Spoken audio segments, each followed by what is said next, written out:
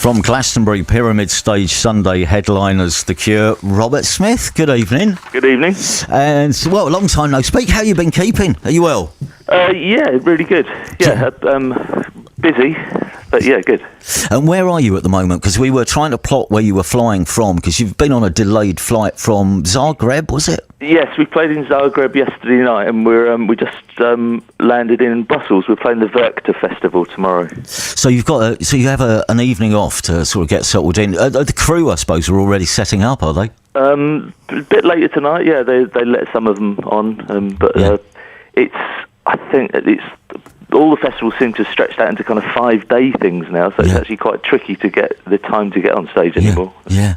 And how was Zagreb last night? I mean, you've played pretty much everywhere in the world, I think, really. But weirdly enough, we've never played a show in Croatia. So it was our very first time in Zagreb yesterday, and it was absolutely fantastic. Yeah, it's really great. Well, I imagine if you've never been there before, there's loads of people who have been waiting for the moment. Yeah, that's how it felt, actually. It was like it was a huge sing-along. In fact, they sang along to songs that I've never heard a crowd sing along to, so it was actually quite bizarre, but it was great. The only downside to it was on an island in the middle of a lake, the festival, and it was I think pretty much every single mosquito in Central Europe congregated around the stage when we were on, so I'm covered in bites at the moment. Well, you've been quite a lot of places already this year, haven't you? I noticed looking up on the website, you did a whole run at Sydney Opera House, didn't you?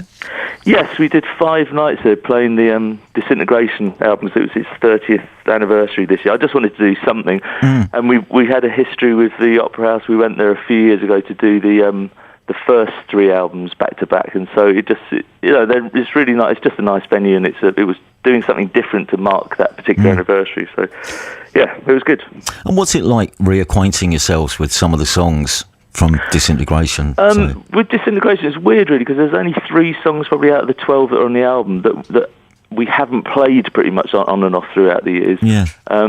So we played around 6 or 7 B-sides and songs of the period which we'd never played before in front of an audience. So yeah, I mean, some of it felt really familiar. Songs like Lullaby and stuff, we've been doing obviously like pretty much in every show since it was released. But other songs such as the final song on the album, Untitled, I think don't think we've played that one since 1989. So it was a weird mix, actually.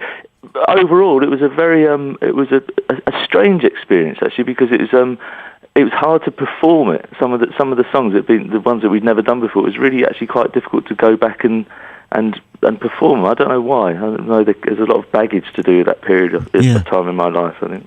And do songs, not necessarily those songs, but songs that come and go in the set, songs that you've fallen out of love with or left behind, do they tend to take on a new life? I imagine even the songs that you do play evolve and change meaning in some way over the years. Yeah, it's a weird thing, I suppose, a kind of obvious thing that over a period of time, like the more stuff you've got, I mean, our sets extended to a point where a few years ago we were playing kind of 4 hours in order not to drop songs out, And with hindsight, it was stupid, really. I wish, I mean, I was told that I was being stupid, but of course I didn't listen.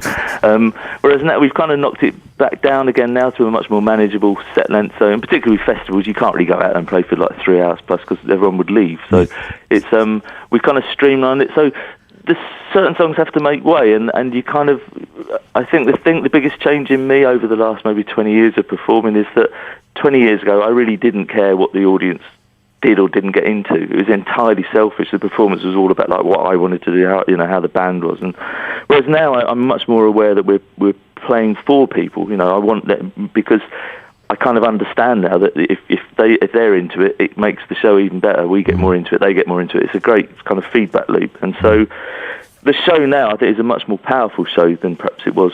Certainly the last time we played Glastonbury, it's a much better. It was a better band as well. It's a much better band, but yeah, I shouldn't say that, really, should I? That seems like, I mean, it was a good band that played the last time we played Glastonbury, but this is a much better band. And this takes us back. I mean, getting onto the subject of Glastonbury this weekend. Your first Glastonbury was what, 86 or 86. something? 86 was the first one, and then 19. I mean, I don't know what you remember of any of the World Cup years is what I remember. Watching the semi-finals both times backstage before we went on. Yeah, it was.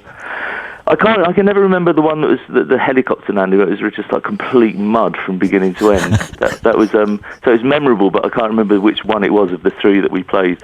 I think 95 was my first Glastonbury, and I think that one was all right. So I imagine it might have been 90 or 86.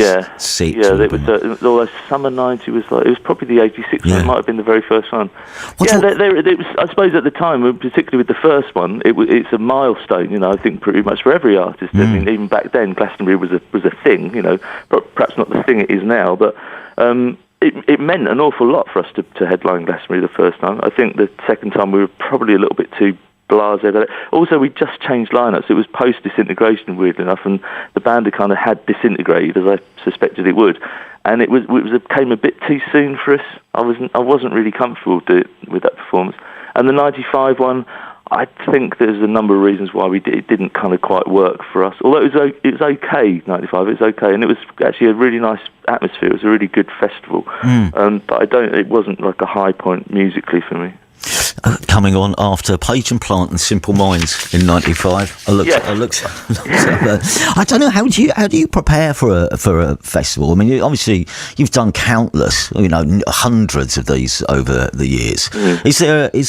Do you have a sort of, right, this is the routine now, this is when we'll arrive, this is the point where I don't want to talk to anyone for about half an hour? It's funny, it's not a superstitious thing, but I found that having some kind of routine, it does actually benefit you as a performer, because you it's dreadful if something goes wrong, you have to arrive and you've got like 20 minutes. I can imagine the same for any performer in whatever walk of life, that you have a certain routine, and once you've done it, you kind of feel confident. You feel like this is going to work. So we all try to get there a lot earlier at the festivals. I mean, that's why I love having some kind of involvement in picking the bands, so that it allows me to see a couple of other bands, which is one of the best things about playing festivals in the summer, is that I get to see some really great bands, and then you just want to go on stage and play. So it's just really that 1 hour for me. It's just the 1 hour before we go on is just like the time that I kind of pick up a guitar and I think about what we're going to be doing, see if how many words I can remember. And just quickly, I know I've got to ask this because all the fans will be asking the same question.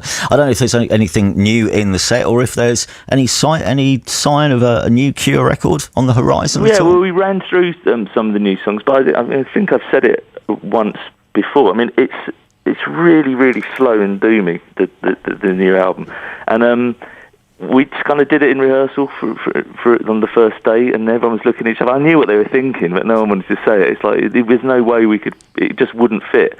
Later in the year, we're going to be playing our own shows, and we will be playing new album songs in that show. I honestly think it would be a very counterproductive move to walk out on stage and play like 10 minutes of slow dirge in front of a summer festival crowd. I don't think anyone would appreciate it. It does sound a bit Spinal Tap. I hope you like our new direction. Yeah. Well, listen, I've got in the office sweepstake, I've got you down as opening with Plain Song, so don't let us down on Sunday. I have no idea what's in the set, but... Yeah, actually at the moment there's 3 sets on the go, so It's just usually what happens on the day is we have a straw poll and I go with the majority, but I generate the 3 sets in the first place, so it's usually so I win either way. Can you say either way with 3 choices? Yeah, I think so. You know what I mean? Yeah. Well, listen, we shall see. Even if it's from afar, we'll see you on Sunday, and best of luck with it. It'll be nice to have you back. Thank you very much. And so it brings it nicely round for me. As I say, first one, 95, with you on the Sunday night, and going back once again this year after a fallow year, we're back and you're on the Sunday night. So excellent. It's all lovely. And I picked a couple of songs. So there's the choice here, not the ones that are most often played by your bands. Push or The Only One. I like both of them. Which one would you fancy? Yes, I think the Only One, because we haven't been playing that recently. Maybe if I hear it, maybe it'll push me into adding that into set C to see if that's an option. Yeah. Okay. Yeah, the only one. Well, in the meantime, have a good gig tomorrow night in Belgium, and safe travel on to Glastonbury Sunday. Thank you very much. And thanks for talking to us. Thank you. Take care.